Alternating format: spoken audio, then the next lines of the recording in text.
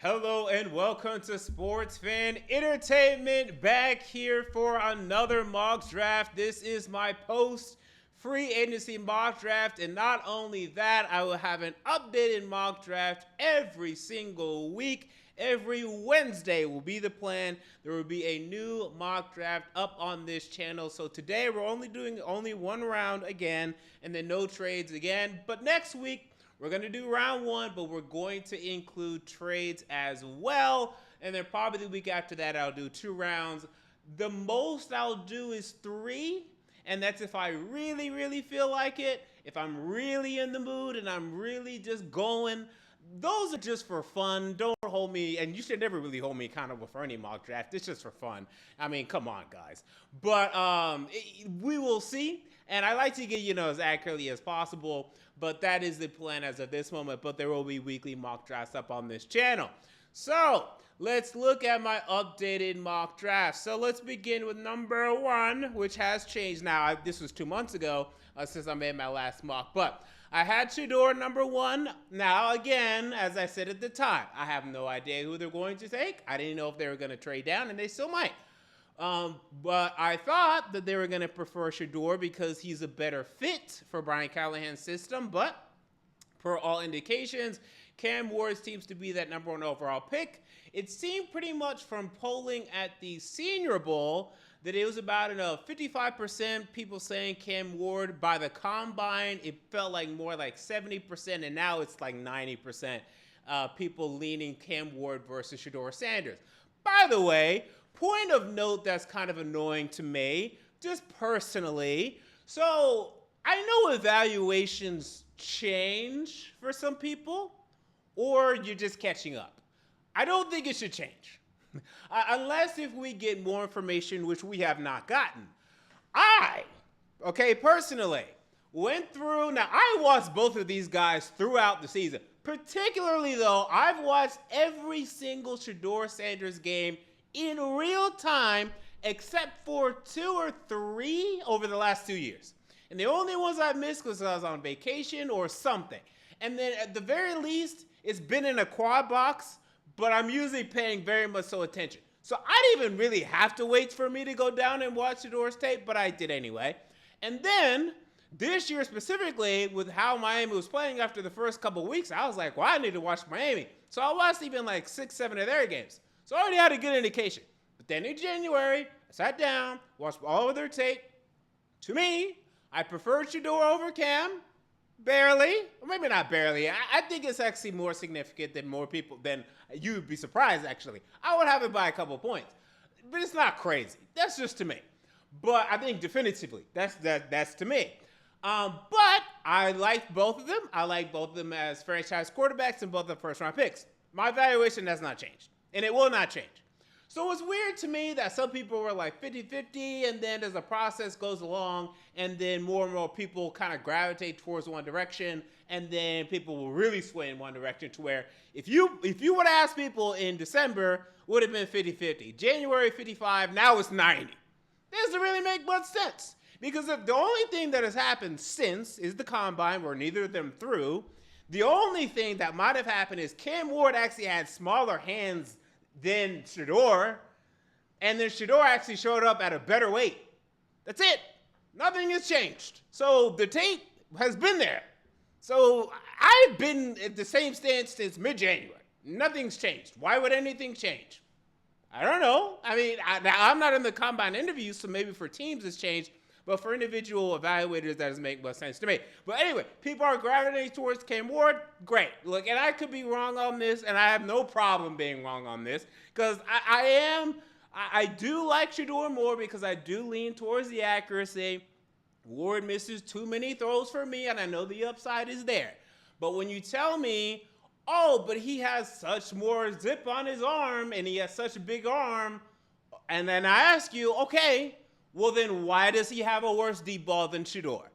You can have a better arm, but if you're not completing the passes, why do I care?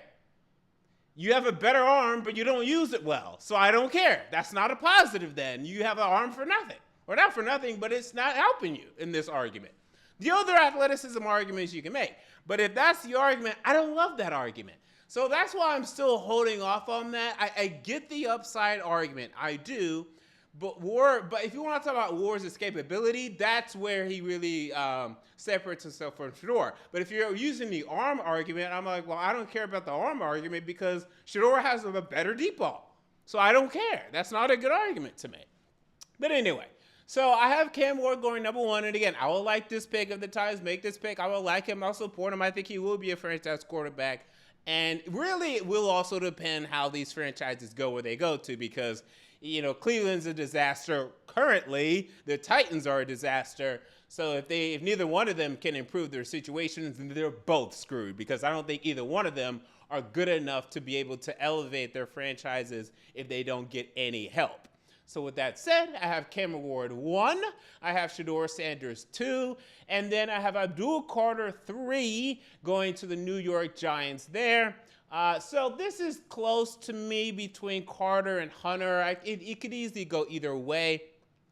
I know they already have Kayvon Thibodeau, but why not pair him with Abdul Carter? If they have him rated higher on the board, I see them doing this. I think either one would make sense now that both quarterbacks are gone, but I think if a quarterback is here, they will absolutely take one of them.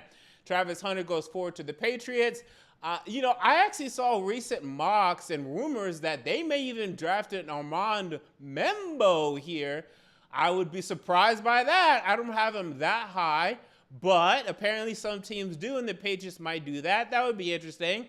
If Hunter's there, though, I would take Hunter, and I'd put him at wide receiver if you want to. That's fine because I know you guys need protection. I mean, God knows I know that, and you know that. But Hunter as a playmaker for you guys would be, so necessary. And I think it would be great. So I think Hunter's still the obvious pick here. Mason Graham 5, Genty goes as high as 6. So this top 6 is going to be more and more popular, I think. I think you'll see Hunter and Carter being flipped.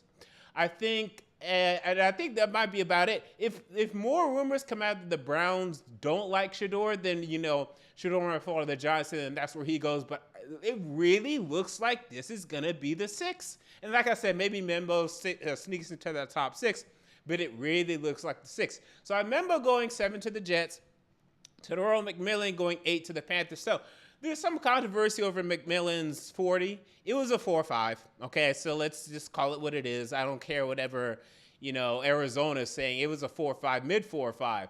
Is that going to hurt him? Maybe. But the Panthers still need a playmaker so bad. I think they'll take him anyway. But also, I consider Tyler Warren here. And in my next mock, I might do Tyler Warren. Oh, and by the way, I always want your guys' feedback in the comments. This goes for all fans. Give me your feedback in the comments. I always like to hear your feedback, and I will reflect that in future mock drafts because you guys know your team's best. Will Johnson goes to the Saints. Tyler Warren goes to the Bears. So I know you guys still have Cole Kmet, but he actually didn't produce that well with Caleb. I'm not going to do another offensive lineman. You guys got 3 of them in free agency. I could have went edge rusher here, and I might easily in my next mock, but I was like, hey, let me get a little frisky and mock a little Tyler Warren here to the Bears to further extend this offense. Will Campbell to the Niners, and keep going.